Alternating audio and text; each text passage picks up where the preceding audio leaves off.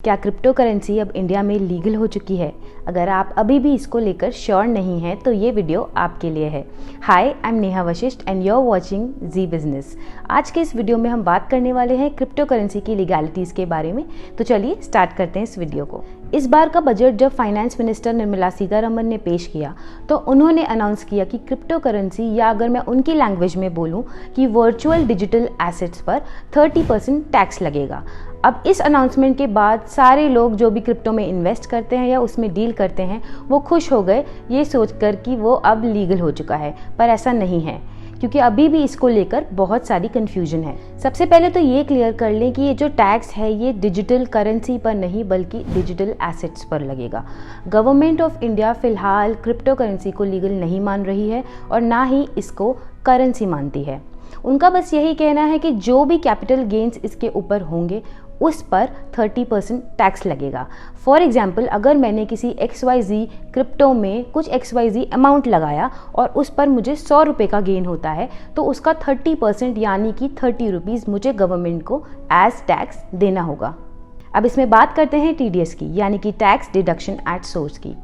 Crypto की transactions पर अलग से 1% TDS भी चुकाना होगा। फॉर एग्जाम्पल, अगर मैंने किसी क्रिप्टो में इन्वेस्ट किया है तो उसे मेरा एसेट माना जाएगा और अगर मैं उसको किसी को ट्रांसफ़र करती हूँ तो मुझे उस पर 1% TDS अलग से देना होगा। TDS हमेशा इनकम सोर्सेज पर एप्लीकेबल होता है। इनफैक्ट हम लोग अपनी मंथली सैलरीज पर भी TDS गवर्नमेंट को देते हैं। तो अब ये जानते हैं कि इसको गवर्नमेंट ऑफ इंडिया लीगल क्यों नहीं मानती। बेसिकली गवर्नमेंट ऑफ इंडिया ऐसी किसी भी करेंसी को लीगल नहीं मानती है जो RBI यानी कि रिजर्व बैंक ऑफ इंडिया द्वारा जारी नहीं की गई है। बिटकॉइन जैसे क्रिप्टो करेंसीज इसमें फॉल नहीं करते, हेंस ये लीगल नहीं है। इस बार के बजट में ये भी अनाउंस हुआ है कि इंडिया की फर्स्ट डिजिटल करेंसी भी जल्द ही आने वाली है और ये पूरी तरह लीगल होगी। अब बात करते हैं कि क्रिप्टो पे कन्फ्यूजन फैला क्यों। इस पे कन्फ्यूजन इसलिए फैला क्योंकि सबको लगा कि अब ये टैक्स के दायरे में आ गया है तो ये 100% लीगल हो चुका है, पर ऐसा नहीं है। आइए जानते हैं टैक्स एक्सपर्ट वेद जैन जी इसके बारे में क्या कहते हैं। देखिए, जो भी इंडिया में रेजिडेंट है उसको कोई भी इनकम होती है साल के दौरान में उसके ऊपर उसे टैक्स देना है। और इनकम टैक्स एक्ट में हमारे 5 चैप्टर है जिसके अंदर ये इनकम डिवाइड होती है: salary, house property, business income, capital gain और इनकम फ्रॉम अदर सोर्सेज।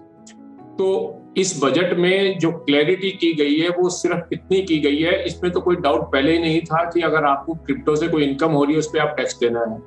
तो लोगों को ये कंफ्यूजन था, ये कैपिटल गेन में माना जाएगा या बिजनेस में माना जाएगा या इनकम फ्रॉम अदर सोर्सेज में माना जाएगा और यह टैक्स रेट क्या लगेगा। तो इस बजट में जो वित्त मंत्री जी ने घोषणा की है वो ये क्लैरिटी की है कि अगर आपको कोई वर्चुअल डिजिटल एसेट्स है जिसको क्रिप्टो करेंसी कहा जाता है उससे कोई इनकम होती है तो हम उसको एक स्पेशल रेट 30% में टैक्स करेंगे। और स्वाभाविक है, जब ये स्पेशल रेट 30% में टैक्स करेंगे तो इनकम फ्रॉम अदर सोर्सेज मान रहे हैं, ना वो कैपिटल गेन मान रहे हैं, ना इसको आपके बिजनेस मान रहे हैं। तो उन्होंने इस इनकम को एक रेट देके 30% का रेट लगा दिया।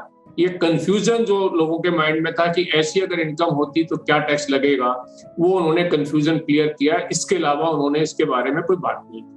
अब बात करते हैं कि अगर आप किसी को क्रिप्टो करेंसी गिफ्ट करते हैं तो क्या होगा। अगर आप किसी को क्रिप्टो गिफ्ट करते हैं तो उसे ट्रांजैक्शन मानकर उस पर 30% टैक्स लगेगा। ये जो टैक्स है ये उस समय की वैल्यू के हिसाब से कैलकुलेट होगा। आप जिसको ये ट्रांसफ़र कर रहे हैं ये उसकी इनकम मानी जाएगी, हेंस उस पर 30% टैक्स देना पड़ेगा।